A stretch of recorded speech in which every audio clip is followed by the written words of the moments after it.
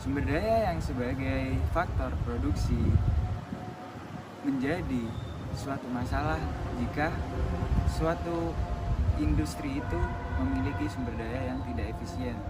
Maka dari itu kami dari kelompok 3 ingin menjelaskan bahwasanya pentingnya sumber daya manusia terhadap kemajuan dan perkembangan negara ataupun industri. Sebuah negara memiliki populasi masyarakat, populasi makhluk hidup, dan segala macamnya. Dalam permasalahan sumber daya manusia, negara dituntut untuk memproduktivitaskan tenaga kerja yang dimana akan sebagai alat dimana dia bisa membangun sebuah negara maupun industri. Adapun ada teori-teori yang sudah memaparkan tentang sumber daya dan faktor produksi. Yang pertama, seperti yang dikatakan Adam Smith, faktor produksi yang pertama ialah sumber daya manusia. Mengapa begitu? Karena sumber daya manusia menentukan dan yang sebagai menentukan kegiatan usaha atau yang membawa sebuah perusahaan itu atau institusi bergerak. Dan yang kedua, ada teori Malthus yang bertentangan dengan teori Adam Smith yang mengatakan bahwa tanahlah yang merupakan faktor produksi. Jadi, Malthus katakan karena kalau tidak ada tanah, kita tidak bisa beroperasi. Dan yang ketiga ada John Maynard juga mengatakan seperti halnya dengan Malthus, jumlah penduduk yang besar juga dianggap dapat mengurangi. Yang ketiga ada John Maynard Keynes. Keynes mengatakan bertentangan dengan teori Malthus yang sisi dari kemakmuran sebuah perekonomian berasal dari permintaan dan penawaran agregat. Kami dari kelompok 3 ingin memaparkan tugas kami dari mata kuliah Perekonomian Indonesia. Yuk simak! Pun ada beberapa faktor yang mempengaruhi keberhasilannya faktor produksi sumber daya manusia tersebut. Yang pertama ada kesehatan, pendidikan, dan tingkat lingkungannya. Yang pertama di kesehatan, mengapa jadi faktor penentu sumber daya manusia? Karena seseorang meski memiliki tubuh yang fit untuk melakukan aktivitas. Dan yang kedua, pendidikanlah yang menentukan seseorang berpikir dan memiliki kemampuan atau skill yang dia bisa dimanfaatkan untuk memproduksi atau menghasilkan output tertentu. Dan yang ketiga ialah lingkunganlah yang membentuk sifat atau karakter untuk lebih baik dan atau sebaliknya. Assalamualaikum warahmatullahi wabarakatuh. Kami dari kelompok 3 ingin menjelaskan atau memaparkan tugas Perekonomian Indonesia untuk menjelaskan tentang sumber daya manusia. Yuk. Erod Domar sependapat dengan teori Malthus yang meneruskan bahwa jika suatu penduduk di suatu negara tersebut lebih banyak, di negara tersebut akan terjadi pengembangan atau peningkatan pendapatan per kapitanya. Dan yang terakhir ini ada teori penduduk. Menurut teori ini ada jumlah penduduk tertentu yang menghasilkan produksi per kapita yang tinggi. Jadi meski penduduk itu lebih tinggi, tapi juga dibarengi dengan pendapatan per kapita yang tinggi. Jadi seimbang gitu. SDM dalam konteks pembangunan ekonomi di Indonesia.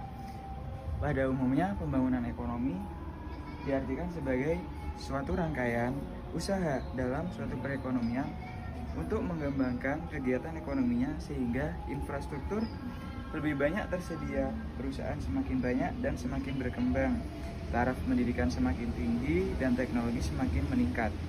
Menurut Sukirno 2011. Dalam pembangunan ekonomi suatu negara melibatkan faktor-faktor produksi. Dan yang paling penting kita bahas kali ini ialah faktor sumber daya manusia. Keadaan sumber daya manusia suatu negara sangat mempengaruhi pembangunan ekonomi negara tersebut. Untuk dapat mempercepat tingkat pembangunan ekonomi, maka diperlukan SDM yang unggul untuk bersaing di berbagai bidang, untuk berkompeten dan bisa bersaing di internasional. Sumber daya manusia merupakan peranan yang penting bagi kesejahteraan masyarakat. Dengan segala daya dan upaya, manusia dapat memproduksi barang-barang sesuai dengan kebutuhannya. Adapun beberapa faktor yang mempengaruhi kualitas dari sumber daya manusia. Yang pertama, modal manusia, yang mana seseorang yang memiliki kemampuan, keterampilan, dan pendidikan yang tinggi akan memungkinkan memiliki pendapatan yang lebih tinggi daripada orang yang memiliki keterampilan, kemampuan, dan pendidikan yang rendah. Yang kedua, pendidikan. Pendidikan yang baik dapat menghasilkan SDM yang baik. Jadi betapa pentingnya pendidikan untuk menghasilkan sumber daya yang berkualitas dan memiliki daya saing. SDM yang berkualitas dapat meningkatkan produktivitas dalam bekerja, sehingga tujuan organisasi pun dapat dengan mudah tercapai. Yang tiga, lingkungan. Lingkungan sangat mempengaruhi membentuk karakter manusia. Maka dengan keadaan lingkungan yang baik, umumnya akan membentuk karakter manusia yang baik juga, sehingga dapat menghasilkan SDM yang berkualitas dan memiliki daya saing. Pada umumnya, pembangunan ekonomi diartikan sebagai serangkaian usaha dalam suatu perekonomian untuk mengembangkan kegiatan ekonomi, sehingga infrastruktur lebih banyak tersedia, perusahaan semakin banyak dan semakin berkembang, tarif pendidikan semakin tinggi, dan teknologi semakin meningkat. Dalam pembangunan ekonomi, suatu negara melibatkan faktor-faktor yang berperan penting. Salah satunya adalah sumber daya manusia. Keadaan SDM suatu negara sangat mempengaruhi pembangunan ekonomi negara tersebut. Untuk dapat mempercepat tingkat pembangunan ekonomi, maka diperlukan SDM yang unggul di berbagai bidang. Salah satu permasalahan yang saat ini dihadapi oleh bangsa Indonesia dalam pembangunan ekonominya yaitu masalah ketenagakerjaan. Permasalahan yang dihadapi dalam pembangunan ketenagakerjaan yaitu tingginya tingkat pengangguran dan setengah pengangguran karena banyaknya bidang usaha yang ditutup karena mengalami kebangkrutan. Selain itu, masih rendahnya tingkat kualitas dan produktivitas kerja, belum memadainya perlindungan terhadap tenaga kerja, termasuk tenaga kerja Indonesia yang ada di luar negeri. Adapun sasaran dalam memperluas kesempatan kerja di berbagai bidang usaha dan menciptakan tenaga kerja mandiri, serta tersedianya sistem informasi dan perencanaan tenaga kerja, yaitu melalui yang pertama, peningkatan pelatihan yang berkaitan dengan teknologi tepat guna. Yang kedua, ada investasi dan pengkajian potensi kesempatan kerja, serta karakteristik pencari kerja, itu termasuk informasi pasar kerja. Adapun sasaran dari materinya adalah tersedianya tenaga kerja yang berkualitas, produktif dan berdaya saing yang tinggi di pasar luar negeri maupun pasar dalam negeri. Yang melalui yang pertama, pengembangan standarisasi dan sertifikasi kompetensi. Yang kedua, peningkatan relevansi kualitas dan efisiensi pelatihan kerja melalui pembinaan dan pemberdayaan lembaga pelatihan kerja. Yang ketiga,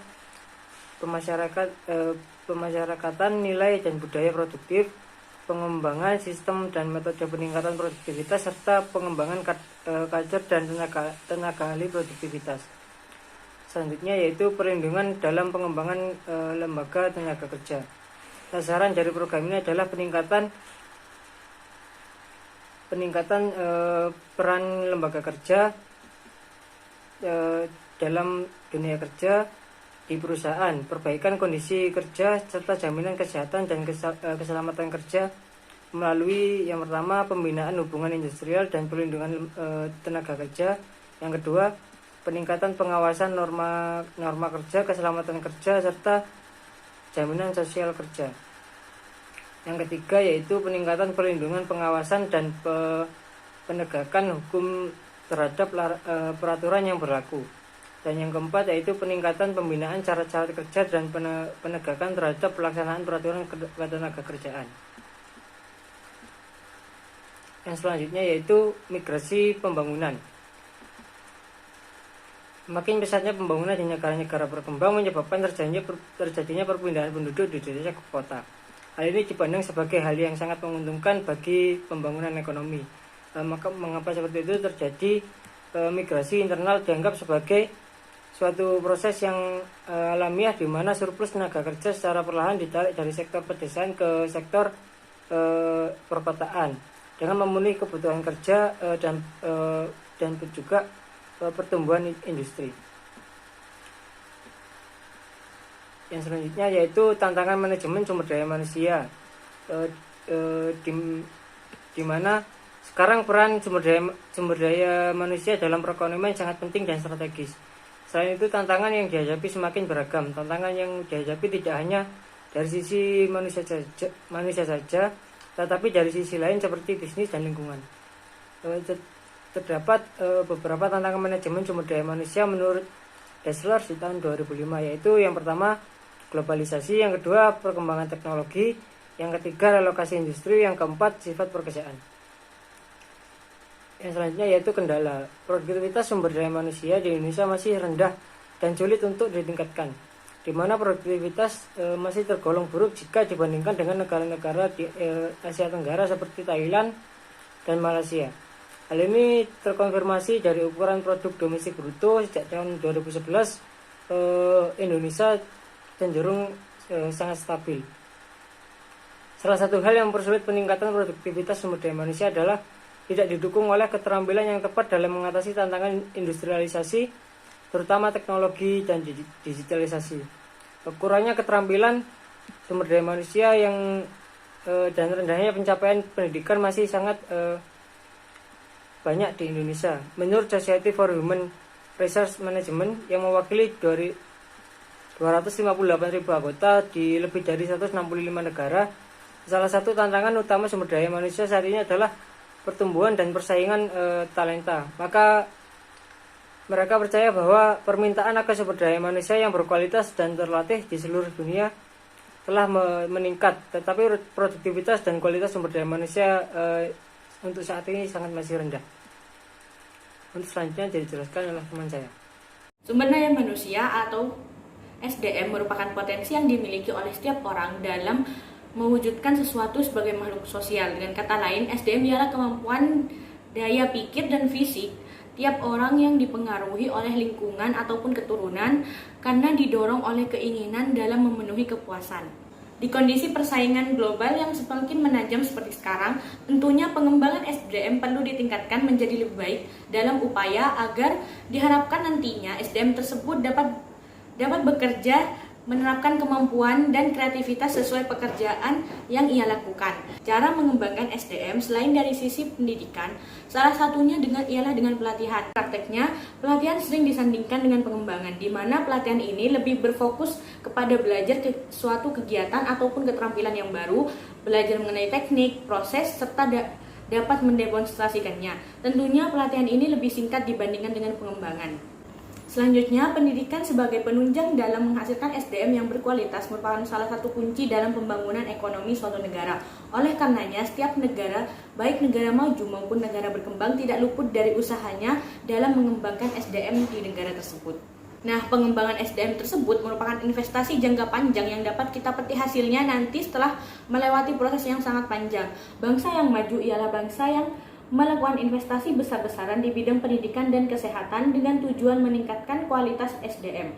Sebagaimana dalam kalimat yang ada di dalam Undang-Undang Dasar 1945, yakni mencerdaskan kehidupan bangsa, di mana kalimat tersebut telah direalisasikan dengan apa yang dilakukan pemerintah, seperti menganggarkan 20% dari anggaran APBN untuk pendidikan.